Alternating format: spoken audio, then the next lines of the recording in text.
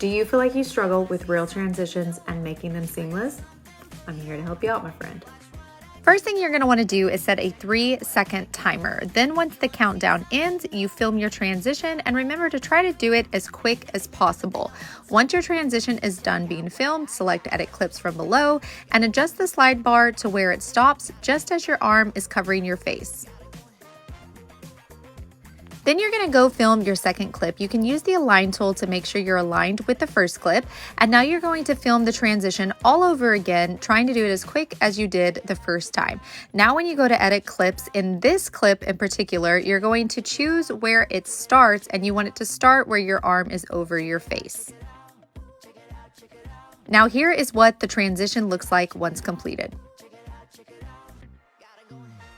Key to making it seamless is no matter what the transition is, whether it's this, make it quick in the first clip and the second clip.